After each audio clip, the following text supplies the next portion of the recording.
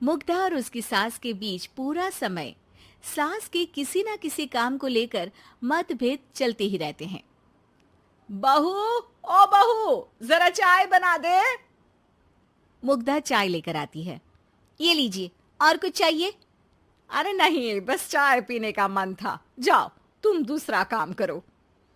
चाय पीने के थोड़ी देर बाद सास दोबारा मुग्धा को आवाज लगाती है। अरे बहू रे, आओ बहू, जरा हलवा तो बना दे, मीठा खाने को मन हो रहा है। इसी तरह मुग्धा की सास पूरा समय कोई ना कोई काम बताकर उसे रसोई से बाहर तक निकलने नहीं देती। कभी चाय, कभी हलवा, कभी पानी तो कभी दूध, हर समय खाने को चाहिए और उसके लिए अपने हाथ पैर बिल्कुल नहीं हिलाने। परेशान किया हुआ है इन्होंने। सास की जबरदस्ती परेशान करने की आदतों से दुखी मुग्धा एक शाम सचिन के साथ अपने कमरे में बैठी हुई बात कर रही होती है। सुनो जी, मम्मी जी की ये जानबूझकर मुझे परेशान करने की फरमाइशों से मैं बहुत फ्रस्ट्रेट हो चुकी हूँ। पूरे दिन में एक सेकंड का आराम नहीं मिलता। रसोई से बाहर कदम रखती नहीं कि बहू ये बना दे, बहुरी वो बना दे। अरे इनकी फरमाइशें चलती ही रहती है। अरे मुग्धा, माँ खाने की शौकीन है, पर उम्र हो चली है, खुद खाना नहीं बना सकती, इसलिए तुमसे बोलती है। अरे तो शौक भी उम्र देख कर रखने चाहिए ना। समझ में नहीं आता, हर समय फेविकॉल का जोड़ लगाए सोफे से चिपकी बैठी रहती है। इतना सब डाइजेस्ट कैसे हो जाता है उन्हें? अरे तुम मेरी माँ से इतनी नफरत कैसे कर सकती हो? मैं उनसे नफरत नहीं करती जी, बस परेशान हूँ। जहां मुग्धा अपने पति से ये सब बोल रही होती है, वहीं उसकी सास भी कमरे के बाहर दरवाजे से कान लगाए सारी बातें सुन रही होती है और अगली दोपहर रसोई में मुग्धा के पास जाती है। बहू, आज ना मेरा कुछ मसालेदार खाने का मन है। तो चाय बना दूं? मुझे बहुत पसंद है। अरे ना, ऐसा कर लिट्टी चोखा बना ले। और हाँ, जितना मसाला बातों में मिलाकर पति को सुनाती हो ना, सब्जी में भी वैसे ही डाला करो, खाना स्वादिष्ट बनेगा। सास की बात सुनकर मुग्धा हैरान रह जाती है। मतलब अब पूरा समय मुझ पर हुक्म चलाने के साथ बंद कमरे में हुई पति पत्नी की बीच की बातें भी सुनती है? अरे बात जब मेरी थी तो सुनने में क्या दिक्कत है? ये कहकर सास वहां से चली जाती है।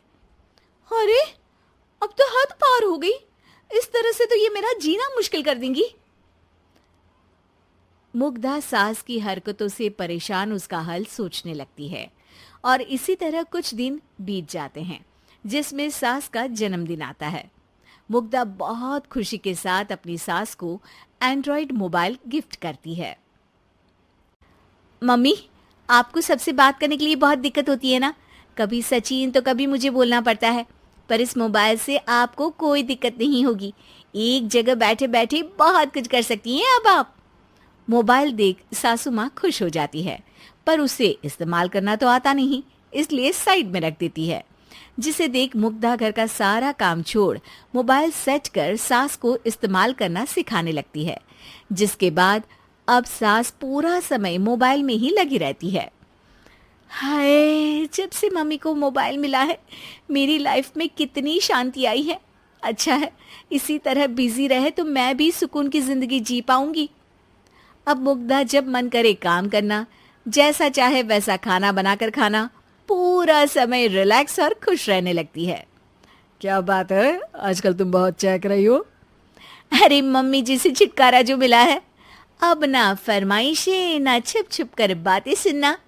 अच्छा, तो मोबाइल गिफ्ट करने की ये स्कीम थी। इसी तरह दिन बीतते हैं और अब मोबाइल पर लगी सास फरमाइशों की जगह सवालों के लिए बहू को आवाजें लगाना शुरू कर देती है।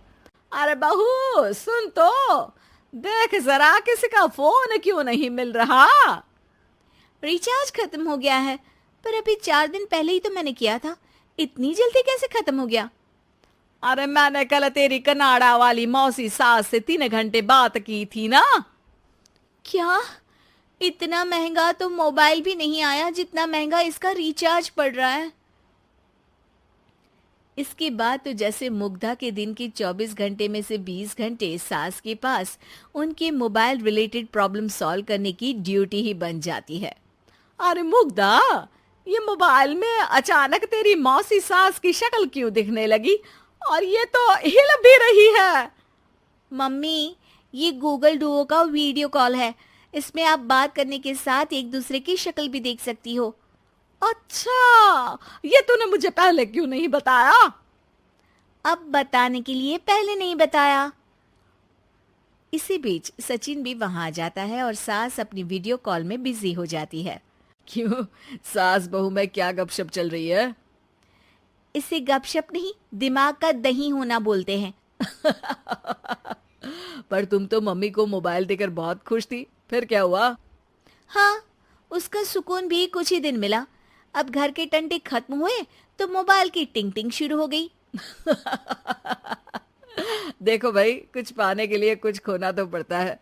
आखिर तुमने मोबाइल अपने फायदे के लिए ही तो दिया है, तो फिर सवालों के जवाब भी देने पड़ेंगे, क्योंकि जब तक उनके हाथ में ये फुंथरू रहेगा, तुम्हारी लाइफ में प्राइवेसी और सुकून रहेंगे। कहने का मतलब है अगर इससे प्यार बढ़े तो दाग अच्छे हैं। अरे मुझे पहले दिन से ही पता है मोबाइल किस मकसद से दिया गया है। भूलो मत, इससे पहले मैं बातें ही सुनती थी। सास की ये बात सुनकर मुग्धा शॉक में और सचिन हंसता रह जाता है।